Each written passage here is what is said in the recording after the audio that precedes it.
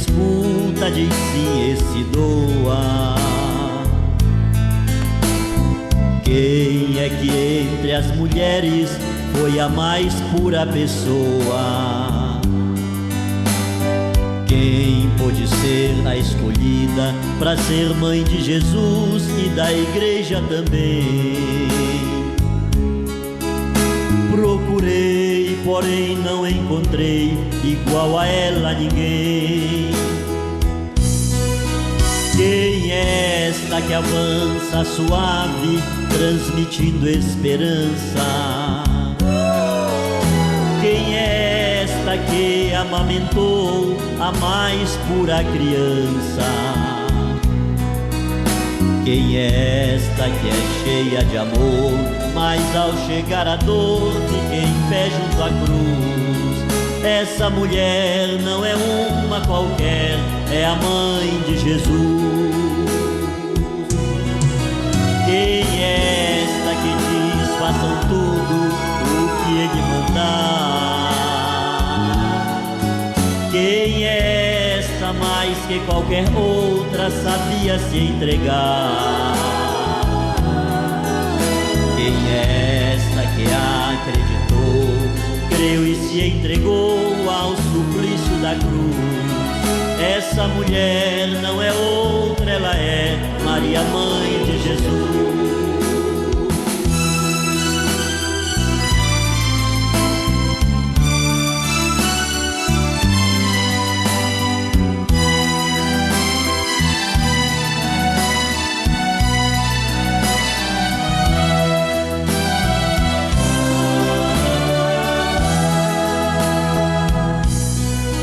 Quem é esta que avança suave, transmitindo esperança? Quem é esta que amamentou a mais pura criança? Quem é esta que é cheia de amor, mas ao chegar a dor fica em pé junto à cruz? Essa mulher não é uma qualquer, é a mãe de Jesus. Quem é esta que diz façam tudo o que ele mandar? Quem é esta mais que qualquer outra sabia se entregar? Quem é esta que acreditou, creu e se entregou ao suplício da cruz? Essa mulher não é outra, ela é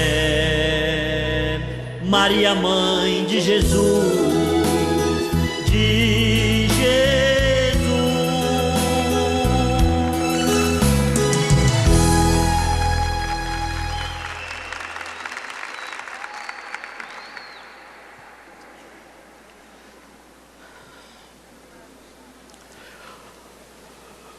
Com esta canção, que Deus deu-me a graça de compor a Nossa Senhora, eu quero cumprimentar o reverendíssimo Dom Benedito Beni, bispo da Diocese de Lorena e consequentemente bispo da comunidade Canção Nova. Quero também cumprimentar o excelentíssimo senhor arcebispo da Arquidiocese de Belém do Pará, Dom Alberto Taveira, bispo da Arquidiocese a qual pertenço. Quero também cumprimentar com um amor filial muito grande o meu diretor espiritual, Dom José Luiz Ascona, bispo da Prelazia do Marajó. Como também quero cumprimentar Dom João Maria Messi, bispo da Diocese de Volta Redonda e Barra do Piraí, diocese na qual atualmente moro, e isso já há 4 anos. Também não posso deixar de neste momento cumprimentar o Padre Silvio Jaques, que é o pároco da Basílica de Nossa Senhora de Nazaré, em Belém do Pará, que com ele inclusive veio, ou seja, ele e uma comissão belemense vieram trazendo a imagem de Nossa Senhora de Nazaré, imagem esta que se faz a grande devoção da maior festa religiosa do mundo, que é o Círio de Nossa Senhora de Nazaré em Belém do Pará.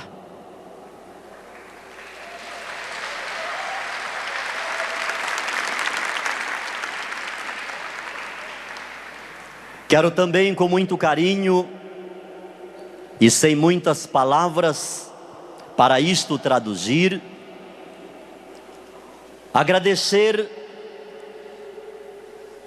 em nome de Monsenhor Jonas o convite honroso que a comunidade Canção Nova fez-me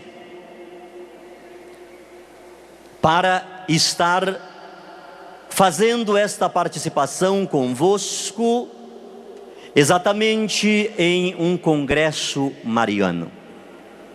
Em nome de Monsenhor Jonas, eu cumprimento todos os padres da comunidade Canção Nova e também todos os padres da Diocese de Lorena. E peço a Deus que a graça do nosso Senhor, pela intercessão da bem-aventurada Virgem Maria, possa continuar abençoando esta comunidade, que não há dúvida, não podemos pestanejar em afirmar, é uma obra de Deus, que tem se erguido neste momento da história, para que o nome de Jesus seja conhecido e amado. E eu posso dar um testemunho evidente disso. Eu que a cada final de semana estou em uma cidade, em um estado diferente, por esse Brasil, eu tenho escutado muitos testemunhos de pessoas que têm encontrado Jesus através deste meio de comunicação que é a Canção Nova. Que Deus continue os abençoando, que Deus continue inspirando-os, que Deus continue dando-lhes força para que levem a cabo e a termo esta obra que com certeza podemos dizer não é do homem, mas é de Deus. Gostaria, queridos irmãos e queridas irmãs, de no início desta reflexão, testemunho que convosco farei, a minha história não é novidade. Há mais de 10 anos, a minha história circula em meios de comunicação, na internet, rádio, televisão. A propósito, escrevi este livro que foi lançado pela editora salesiana, que tem o título E Me Chamarão de Bem-aventurada, a história do pastor que aceitou Maria Santíssima. Esse livro não apenas conta a minha história de ingresso do protestantismo ao catolicismo, como também faz algumas referências bíblicas, teológicas, e alguns evidentes testemunhos daquilo que algumas pessoas pensaram e falaram de Maria. Inclusive neste livro eu consegui autorização para colocar aqui um trecho de Martinho Lutero, o grande reformador protestante. Apesar da reforma, nós sabemos que ele praticamente morre com um terço na mão. E uma das mais magníficas reflexões sobre o Magnífica que temos, Martinho Lutero fez. E rapidamente eu partilho com vocês o que o grande reformador protestante disse. Deus é um trecho da sua reflexão sobre o Magnífica. Ele não pode olhar para cima, porque acima dele não há nada para o que ele possa olhar levantando a cabeça. Deus também não pode olhar para os lados, porque não há nada que se lhe ombreie necessariamente, forçadamente. Deus tem que olhar para baixo, porque é embaixo que estão as criaturas. E foi olhando para baixo que ele viu, que ele achou Maria, a serva perfeita do Senhor. Isso são palavras de Martinho Lutero. E é exatamente em função desse olhar de Deus, em função dessa kenosis, desse desalojar-se de Deus, que ele vem ao encontro do ser humano, que ele vem especificamente ao encontro da bem-aventurada Virgem Maria, de onde ela, ao ser vítima, ao ser objeto exclusivo deste olhar, ela então vai dizer: a minha alma glorifica o Senhor, o meu espírito exulta de alegria em Deus, meu Salvador. E este mesmo Martinho Lutero depois vai dizer: ela não tinha como não externalizar isso em um canto no Magnífica, porque a obra que Deus realizou na vida dela era uma obra que não podia ficar escondida. E essa é uma das razões porque estamos hoje aqui neste rincão da Canção Nova em Cachoeira Paulista, para dizer ao mundo, através do rádio, através da internet, através da televisão, que a obra que Deus realizou na vida de Maria não pode ficar escondida, não pode ficar apagada. Ela é uma luz e a luz tem que ficar lá em cima.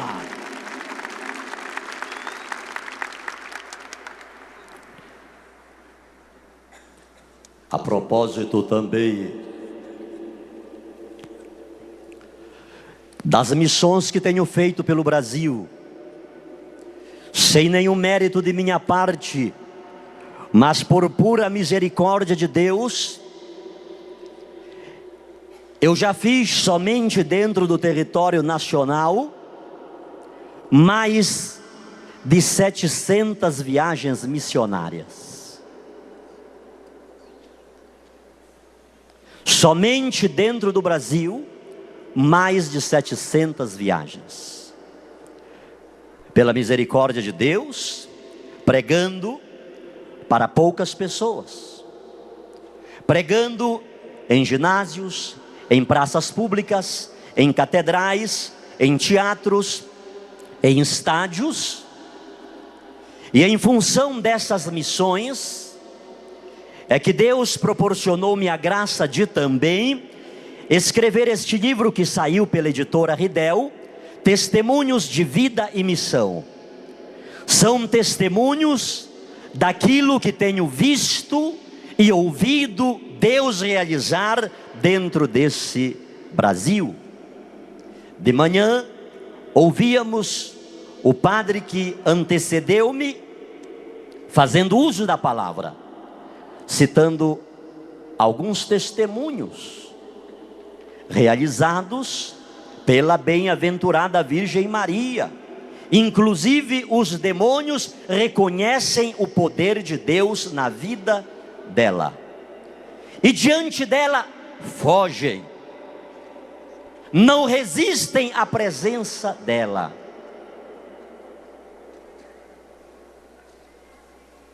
Milhares de exércitos alinhados em ordem de batalha nada podem fazer contra o demônio. Nem o exército de Nabucodonosor, nem os especialistas em táticas de guerra e de captura, que há poucos dias capturaram um dos maiores terroristas. Todo o aparato militar da Academia das Agulhas Negras do Rio de Janeiro nada pode fazer contra o demônio. Mas os pés delicados de Nossa Senhora foram mais que suficiente para esmagar a cabeça da serpente, e por isso ele corre em retirada somente quando nós pronunciamos o nome de Maria, porque há poder, a graça, a unção do Espírito Santo na vida dela. E neste livro, Testemunhos de Vida e Missão, eu relato acontecimentos, verdadeiras graças de Deus, que a misericórdia de Deus tem alcançado-me e acompanhado-me Brasil afora. Escrevi também um livro sobre a Eucaristia que não tenho no momento, esgotou já por 2 vezes. Pela misericórdia de Deus, irmãos e irmãs, pela intercessão de Nossa Senhora, hoje eu sou católico. Mas daqui a pouquinho, dentro de alguns instantes, eu vou contar para vocês uma história de 12 anos atrás, antes de eu ter tornado-me missionário da Igreja Católica Apostólica Romana. Mas antes disto, eu gostaria de chamar a vossa atenção para que lêssemos um versículo da Palavra de Deus.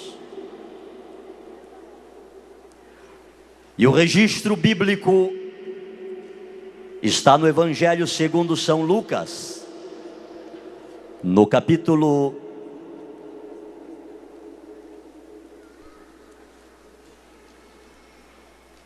35. São Lucas, capítulo 1 e versículo 35.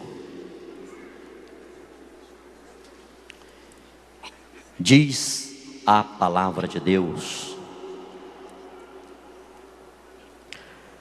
respondeu-lhe o anjo: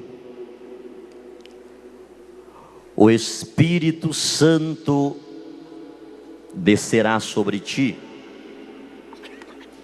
e a força do Altíssimo te envolverá com a sua sombra.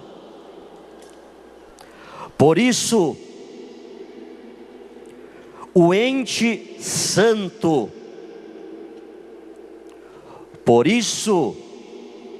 o ente santo que vai nascer de ti será chamado Filho de Deus. Palavra da salvação. Aleluia, aleluia, a minha alma abrirei. Aleluia, aleluia,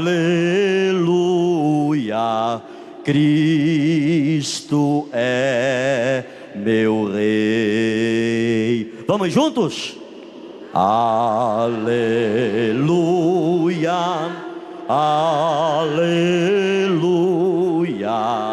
a minha alma abrirei. Aleluia, aleluia, Cristo é meu Rei. Amém? Vamos aplaudir o nosso Rei.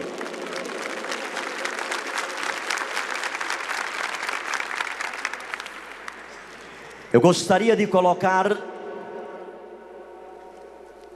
nesta reflexão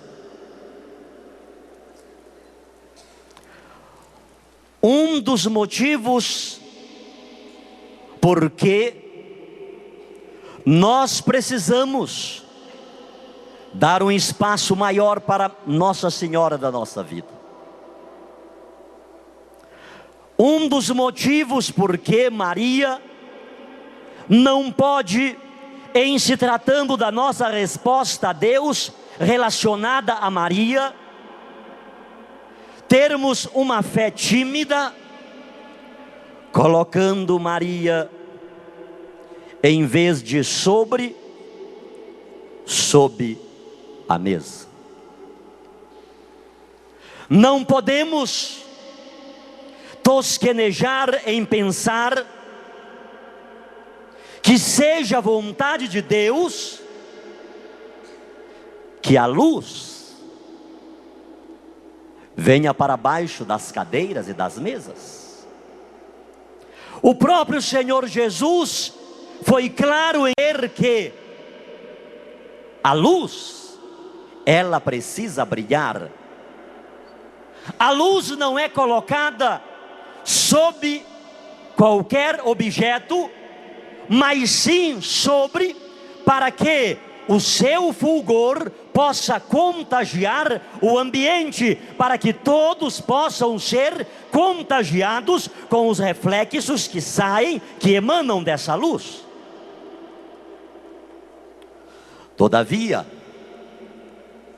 seria arriscado, seria temeroso falar sobre Maria a partir da filosofia, a partir da psicologia, a partir da psiquiatria, a partir daquilo que nós possamos, a partir puramente da nossa razão, pensar, refletir, ainda que aprofundadamente sobre Maria. Ou seja, tudo que possamos falar de Maria a partir de nós, por certo e com muita probabilidade pode cair por terra. Mas quando nós falamos de Maria, ou seja, de Maria Santíssima, a partir da Bíblia, a partir da palavra de Deus, o diálogo muda. O diálogo fica diferente, porque nós estamos falando a partir da palavra do nosso Senhor. E somente neste texto da palavra de Deus que lemos. Este texto é mais que suficiente para que passemos aqui uma semana refletindo sobre Maria, tanto no aspecto mariológico, ou seja, no aspecto da palavra de Deus, como também no aspecto mariano, no aspecto devocional. E quando nós lemos esse versículo, Maria perguntando como se dará isso, e o arcanjo diz: o Espírito Santo virá sobre ti, a sombra do Onipotente te cobrirá, e aquele que vai nascer de ti será santo, filho do Altíssimo. Isso faz-nos lembrar muitas coisas. Isso faz-nos pensar, queridos irmãos e queridas irmãs, na Arca da Aliança, o lugar mais sagrado, o lugar mais santo que havia dentro do santuário peregrino, como também dentro do templo de Salomão. Nós podemos com toda razão dizer que Maria é a mulher da glória, é a Miriam do Shekinah, é a Miriam da glória do Senhor. Porque 3 vezes de forma grande nós vemos a glória do Senhor se manifestar. Quando Deus entregou as tábuas da lei a Moisés no Monte Horebe, esta mesma terminologia nós vamos encontrar lá. A sombra do Senhor se manifestou sobre o monte, e ele fumegava a tal ponto que ninguém podia chegar perto do monte, que morreria. Segundo momento, quando foi erguido o santuário do deserto, onde lá estava a arca da aliança, com 3 coisas: as tábuas da lei, 2 litros de maná e o bastão do sumo sacerdote Arão. Quando foi feita aquela dedicação do santuário, a glória do Senhor se derramou sobre aquela congregação, sobre a arca da aliança, de tal forma, e aquela glória do Senhor tomou conta de todo o santuário, e ninguém pôde ficar lá dentro. Terceiro lugar,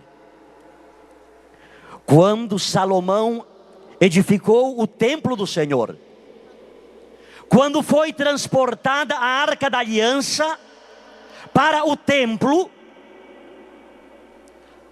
a sombra do Altíssimo, a glória do Senhor se manifestou dentro do templo sobre a arca, e a glória do Senhor foi de uma tal forma esplendorosa, que os sacerdotes, os sumos sacerdotes que lá estavam, não puderam ficar dentro do lugar santíssimo. Era santíssimo não na terminologia que temos hoje, o santíssimo dentro do sacrário. O santíssimo era o espaço separado por uma cortina, que separava o lugar santíssimo do lugar santo, e ninguém pôde ficar dentro do templo, ninguém mais pôde oferecer sacrifício, porque a sombra do Altíssimo tomou conta daquele lugar, e a glória do Senhor estava manifestada evidentemente no templo de Salomão.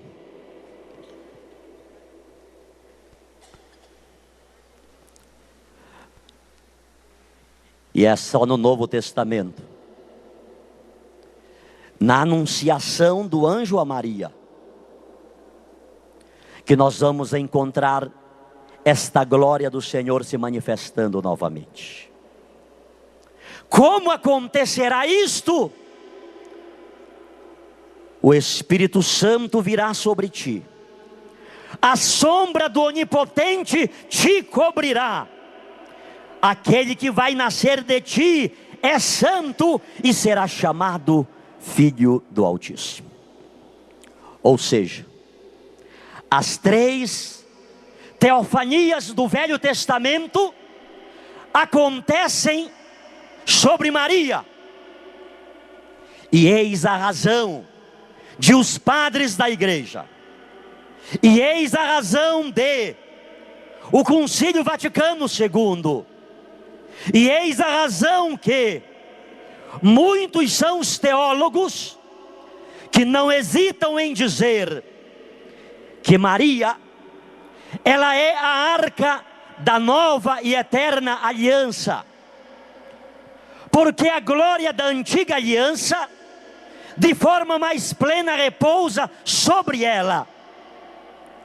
E já os padres apostólicos, eles vão dizer para nós que em Maria esta arca se consolida de forma mais cristalina, porque dentro dela, não de forma figurada, não de forma alegórica, está de maneira viva, evidente, clara, e palpável o que figuradamente havia na arca da antiga aliança.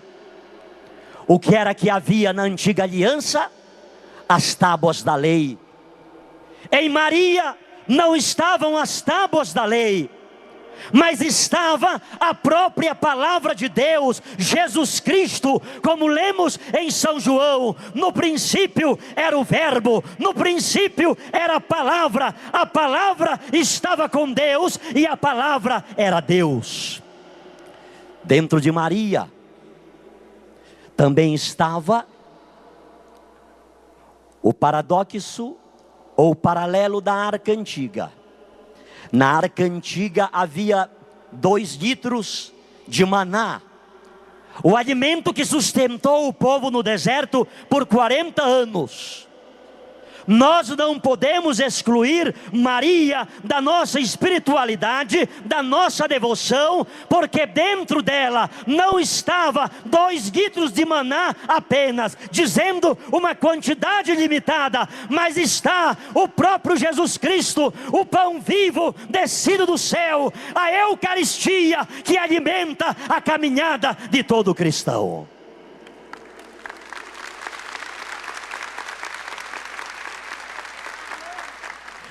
Em terceiro lugar, naquela arca estava o bastão do sumo sacerdote Arão. Em Maria não estava uma peça referente a alguém, mas dentro de Maria estava o próprio sumo sacerdote, Jesus Cristo, aquele em cuja mão está a nossa vida, e Ele é a razão maior deste congresso mariano. Amém?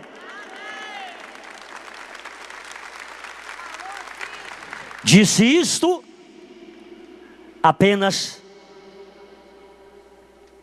para comentar.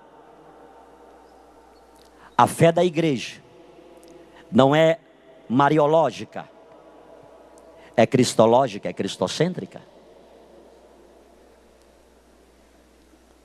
A janela através da qual nós olhamos Maria é o próprio Jesus Cristo.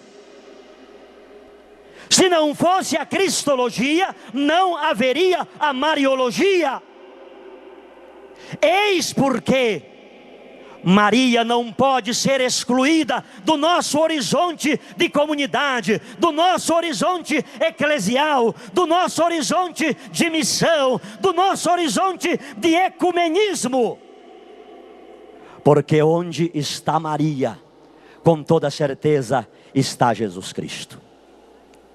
Eis a razão que nós precisamos ser católicos mesmo em todos os lugares. Porque se nós somos católicos, nós já aceitamos Jesus na nossa vida.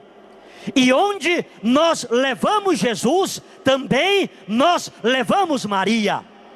E se levamos Maria, com toda certeza, lá a gente inicia a devoção à bem-aventurada Virgem Maria. Amém? O meu testemunho, com toda certeza vocês não iriam ouvir dentro de 1 hora. Porque não há como dentro de 1 hora eu falar o meu testemunho. Sempre eu dou o meu testemunho em um retiro de 2 dias. E no meio das pregações eu dou o meu testemunho que vai a quase 4 ou 5 horas. Mas eu faço convosco uma síntese de o porquê eu estou aqui hoje. Em uma situação difícil da minha vida, quando eu ainda pastor pentecostal, quando tudo me faltou, embaixo de uma árvore, eu fiz um questionamento com Deus. Por quê? Tu permites que eu viva esta situação que estou vivendo aqui agora, Senhor? A minha vida sempre foi nos teus caminhos te servindo. Eu fui nascido e criado na Assembleia de Deus. Foi lá que minha mãe também nasceu e criou-se. Eu não brinquei bola porque era pecado. Eu não brinquei de peteca, peão, pipa, porque tudo era pecado. Desde 8 anos que faço pregação em grupos de crianças. Eu tinha 10 anos e os pastores levavam-me para muitas cidades para que as multidões vissem me pregar. Eu aprendi a ler na Bíblia. Minha mãe, professora Elza, soletrando as letras, as sílabas, compondo as palavras. Desde criança eu aprendi que a igreja católica era a Babilônia do Apocalipse, que os católicos adoravam imagens, que o Papa era o anticristo, o falso profeta. Desde criança eu aprendi que a Bíblia dos católicos não tinha valor, porque na Bíblia católica havia livros apócrifos. Não se entendia que esses 7 livros e fragmentos de Esther e de Daniel são livros ou porções deuterocanônicas, deutero de segundo, que junto com os protocanônicos, proto de primeiro, formam o cano da Sagrada Escritura. Essa foi a minha criação, essa foi a minha infância. Por que, Senhor? Se a minha vida sempre foi nos teus caminhos, tu permite agora que eu viva uma situação dessa. E no meio dessa oração de desabafo e desafiadora, de murmuração, eu estava de cabeça baixa com a mão direita escorado naquela árvore. De repente eu começo a sentir uma alegria dentro de mim. De repente começo a sentir uma paz, uma tranquilidade, uma suavidade. E quando eu levanto a cabeça, a uma distância de uns 4 metros de mim aproximadamente, estava uma mulher mais alta que eu, morena, cabelos longos, com uma roupa branca. Simplesmente de onde ela estava, ela disse para mim: não se preocupe, tudo será resolvido. Aproximou-se do pastor Sidnei de Alencar, pegou em minha mão direita e passou pelo meu lado esquerdo como que indo para trás de mim. Imediatamente virei-me na direção em que ela havia ido e simplesmente lá não tinha mais ninguém. Pastor pentecostal, caí ajoelhado, com as mãos erguidas, dando glória a Deus, aleluia, glorificando ao Senhor, falando em línguas estranhas, convicto de que, naquele momento, que eu achei que tudo me havia faltado, Deus enviou até o pastor Sidnei de Alencar um anjo, na aparência, na forma de uma mulher. Contei isso para vários pastores, e isso preguei em muitos lugares do Brasil. Sempre que eu pregava sobre a existência dos anjos, eu terminava dando esse testemunho, dizendo que os anjos do Senhor nunca nos abandonam, sempre estão perto de nós. 2 anos após esse fato, fui convidado para fazer uma pregação no estádio do Castelão, na capital maranhense, São Luís. Saí do estado do Amapá e passei pelo estado do Pará, de onde sou natural e onde mora a maioria de meus familiares, inclusive minha genitora. E na madrugada do dia 16 de dezembro de 1998, eu tive um sonho.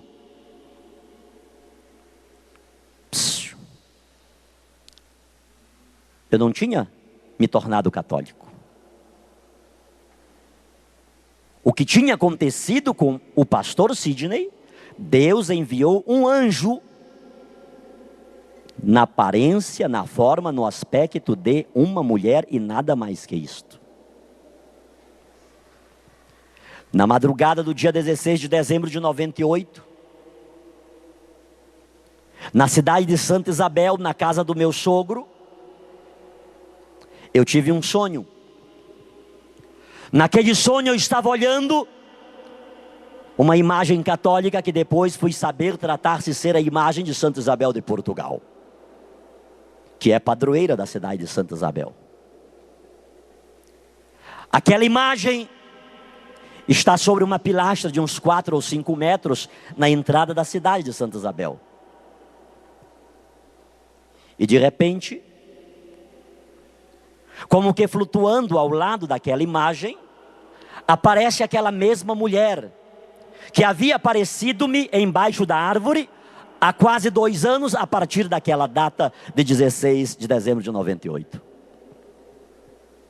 A mesma pessoa, aquela roupa branca, aquele cabelo longo, morena.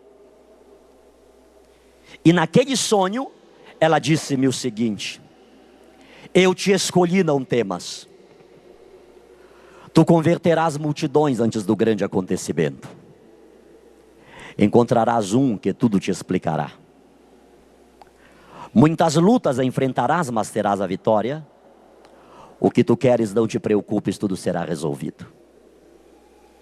Acordei às 3 horas da madrugada. E a minha esposa incentivou-me a escrever essas palavras diante da tensão que eu fiquei. E como eu não consegui mais dormir, ela disse: por que você não ora, que Deus vai lhe dar uma resposta. 2 dias após isso, eu iria pregar para milhares de pessoas em um estádio. Ajoelhei ao lado da cama e comecei a chorar diante de Deus, pedindo-lhe um discernimento. O que seria aquilo? Por quê? Porque naquele momento eu tive uma certeza. Não era um anjo de Deus, era algo do demônio.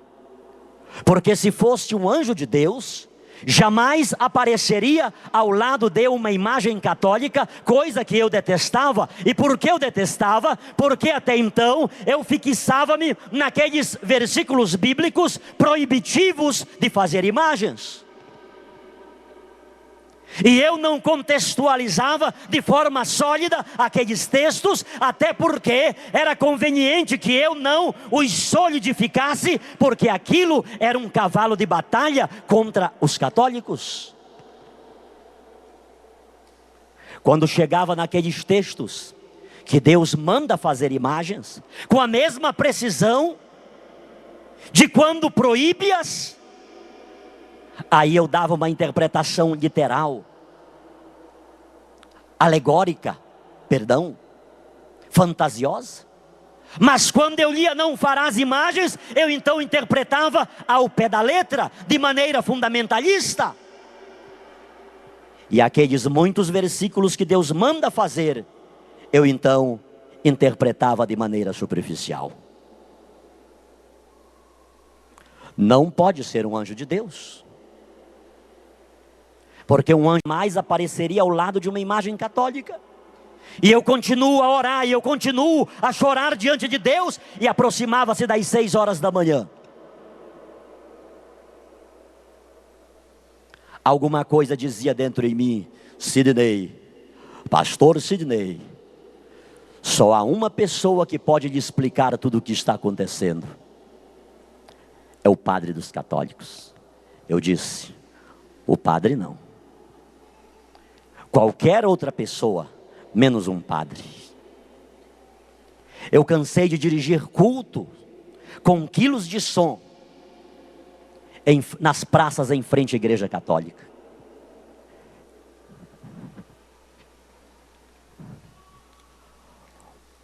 Hoje a Bíblia que eu tenho aqui, não se assustem, é uma Ave Maria.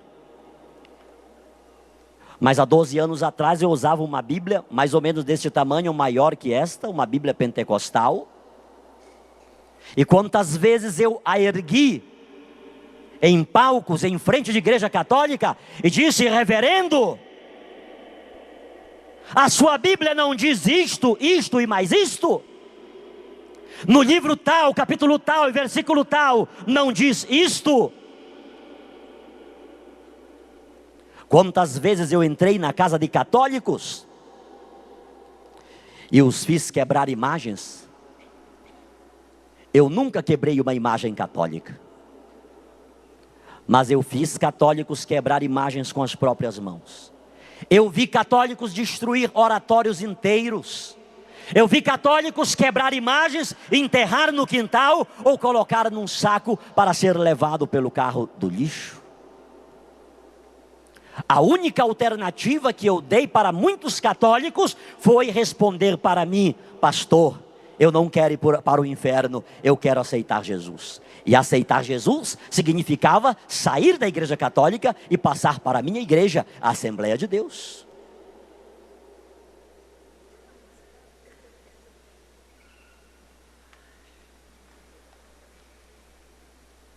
E aquela voz se foi fortalecendo dentro de mim, dizendo: é o padre. O padre não. Eu não gostava de padre. Eu dizia que os católicos só eram errados por causa dos padres que não ensinavam a verdade para o povo. Eu dizia que eles eram aqueles fariseus dos quais Jesus falou que estavam na porta, não entravam e não deixavam ninguém entrar. Mais que isso, eu dizia que o Papa era o anticristo, o falso profeta. E aquela voz foi dizendo: mas é o padre. Já se aproximava das 6:30 da manhã, tomei um banho, aprontei-me, e pela primeira vez na vida, dirigia-me a uma igreja católica. Ao chegar à frente daquela igreja, informaram-me que o padre só chegaria por volta das 9 da manhã, uma vez que fora celebrar em uma comunidade. Pediram que eu aguardasse dentro da igreja, o que eu não quis fazer, porque não queria me contaminar dentro da igreja dos católicos. Fiquei lá na porta e escutei um barulho dentro da igreja. E eu aproximei-me da porta para ver o que estava acontecendo dentro da igreja. Não consegui ver muita coisa dentro da igreja. Tudo que avistei lá no fundo foi uma luz vermelha. E naquele momento, escandalizado, meu Deus, é por isso que os católicos são do jeito que são. Até luz vermelha tem dentro da igreja deles. Lá no meu estado, Pará, luz vermelha é 2 coisas apenas. Mas o sol estava muito forte. Eu entrei e sentei no primeiro banco próximo à porta. E uma vez sentado, consegui ver o que estava acontecendo. Próximo ao altar, estava uma pequena mesa coberta com uma toalha branca. E sobre aquela mesa estava um objeto grande, dourado. Era uma âmbula, mas eu não sabia o que era. Aquelas poucas senhoras que lá estavam, ajoelhadas, estendiam as mãos na direção daquela âmbula e chamavam de Jesus para aquilo. Jesus, nós te amamos, nós te louvamos, nós te adoramos. Faziam pedidos para Jesus. E tinha uma senhora que chorava muito. E eu então, mais uma vez, sarcasticamente, ponderei: meu Deus, como se não bastasse esse monte de imagens que os católicos adoram, veja agora quem é o Jesus dos católicos. É uma panela, só porque eu acho que é de ouro. Isso era eu, irmãos. Isso é apenas para dizer-vos o tamanho da minha ignorância, que eu falava da igreja católica sem dela nada conhecer. Já sei porque Deus me trouxe aqui. Era para eu ver esta cena ridícula. Ir lá e dizer para essas senhoras que isso nunca foi, não é e jamais será Jesus. Ou elas aceitam Jesus de verdade, ou elas irão todas para o inferno. E eu, cheio do meu eu, cheio da minha prepotência, da minha arrogância, cheio dos meus arrazoados, tomei o corredor central e vim. a uns 5 metros distante daquela âmbula. De repente, uma bola de fogo de uns 20 centímetros em cima daquela âmbula. Fogo puro. Não sei se era imaginação minha ou se de fato aquilo aconteceu. Parece que aquela bola de fogo, ela saía de cima da âmbula uns meio metro e voltava na minha direção. Lá o pastor Sidney ficou. Nenhum passo mais para frente. Era uma vontade de dar glória a Deus. Era uma vontade de dar aleluia. Era uma vontade de falar línguas estranhas. Mas eu tinha certeza que estava dentro de uma igreja católica. E eu, como pastor, dizia que o Jesus dos católicos era um Jesus morto. Ele não andava, ele não falava, ele não ouvia, ele não pegava, ele estava pregado na cruz. E ele não podia fazer nada pelos católicos. Consequentemente, ninguém poderia sentir a presença de Jesus dentro de uma igreja católica. E aquele meu paradigma agora estava sendo quebrado. Agora eu estava sendo fulminado. Mas diante daquele desejo, daquela vontade de glorificar ao Senhor, o meu arrazoado, o meu preconceito, o meu paradigma era muito maior. E eu resisti em não glorificar ao Senhor, em não dar um glória a Deus, em não dar um aleluia, em não louvar ao Senhor dentro de uma igreja católica. E exatamente naquele momento em que eu resisti a glorificar a Deus, parece que uma mão humana pegou aqui na minha cabeça e empurrava-me na direção daquela mesa. E eu fui caindo, e eu fui caindo, e eu caí mesmo literalmente em frente àquela mesa. Quando caí era soluçando de choro, era dando glória a Deus, era dando aleluia, era glorificando a Deus. Um Pentecoste aconteceu na minha vida. O que é que aconteceu, pastor? O que é que aconteceu, missionário? Aconteceu que no dia 16 de dezembro de 1998, o primeiro dia em que entrei em uma igreja católica, Deus me fez ter a maior de todas as certezas de minha vida. E essa certeza eu tenho pregado e testemunhado no Brasil, de norte a sul, de leste a oeste, para poucas pessoas e para muitas pessoas. Que certeza é essa, missionário? Que Jesus Cristo, Ele sempre esteve vivo, com poder e grande glória, dentro da Igreja Católica Apostólica Romana.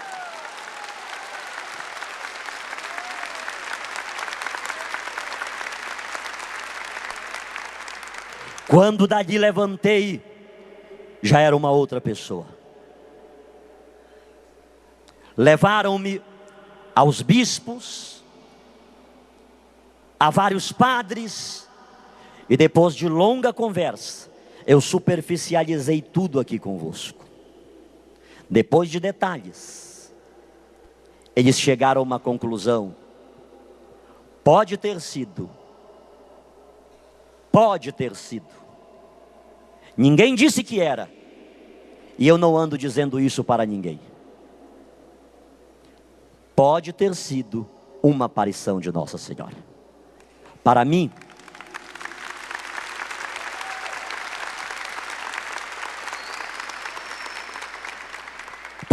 isso é o que menos importa.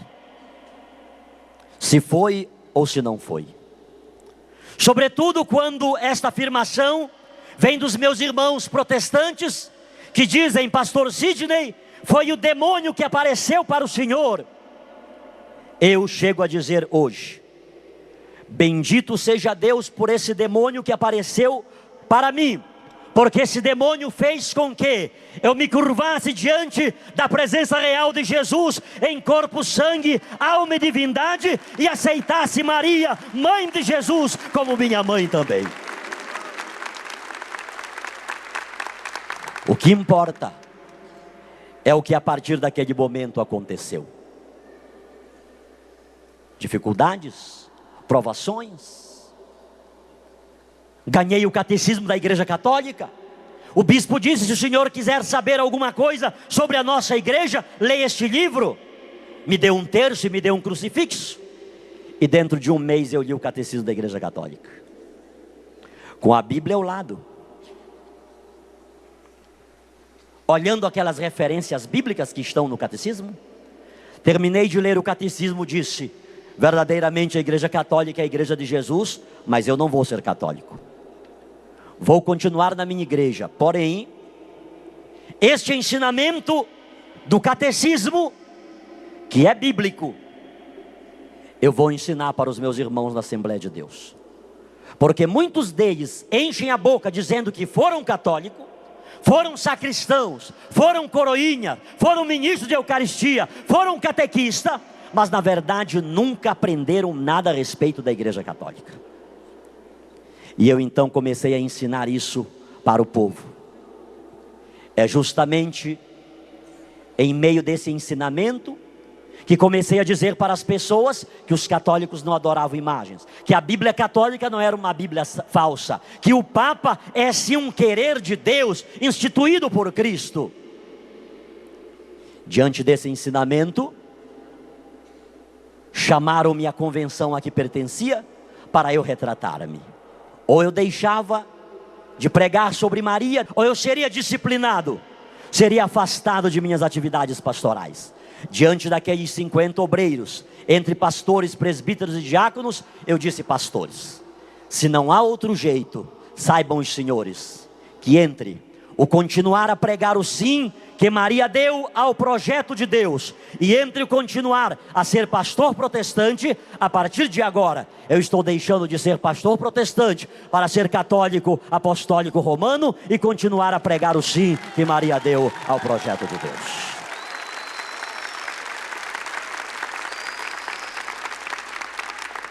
Fique de pés um minutinho, por favor. Mais que falar de Maria, mais que falar de Maria, sobretudo a partir da teologia, a partir da Bíblia, é viver com Maria. Mais que falar de Maria, é tê-la como mãe, é tê-la como intercessora. Não é mérito meu, desculpem-me, que não fiz aqui nenhuma coisa nem outra agora. Mas as pregações que tenho feito por esse Brasil, não são méritos meus. Não são méritos daquilo que estudei teologicamente na Igreja Católica uma outra vez.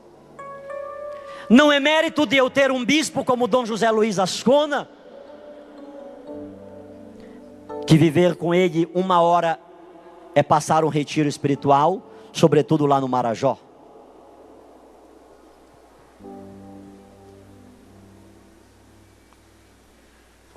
Mais que tudo isso, é sentir Maria, é ser tocado por ela, é ser abraçado por ela.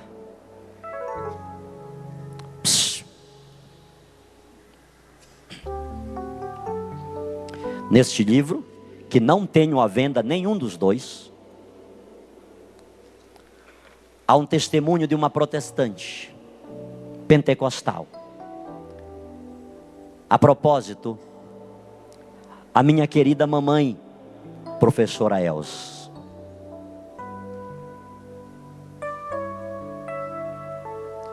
No momento em que já como católico ela pediu-me para fazer uma reflexão sobre o Natal. No momento em que meu irmão faleceu, aos 40 anos de câncer no estômago. Tanto naquele dia do Natal, quanto no dia em que Haroldo falecia, a irmã Elza, teóloga, diretor de instituto teológico, após o que eu falei no dia do Natal, na presença de meu irmão pastor e outras pessoas, a partir do rosário que terminei de rezar na hora que Haroldo morreu, mamãe disse assim: minha mãezinha do céu, minha mamãe Maria, me dá força para eu continuar em pé diante desta cruz, como tu ficaste em pé diante da tua, sem blasfemar, sem murmurar.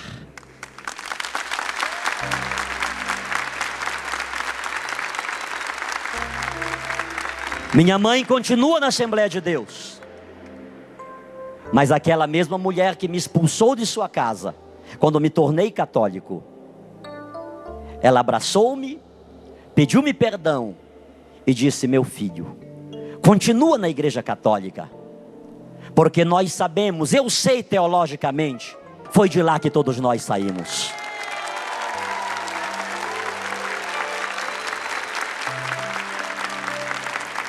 Mais que falar de Maria, é senti-la em nós. Mãezinha querida, acolha-nos, os degredados filhos de Eva, que vivemos gemendo e chorando neste vale de lágrimas. Eu quero mãezinha em especial, Virgem de Nazaré, Mãe puríssima, Mãe castíssima, vaso insigne de devoção. Acolhe, mãezinha, aquela filha, aquele filho que está ali em casa, aqui no Brasil, fora do Brasil, que nos escuta no rádio, que nos acompanha na internet, que nos assiste na televisão. Eu sei, mãezinha, o que você fez na minha vida, e você pode fazer na vida desse filho, dessa filha que nos acompanha agora.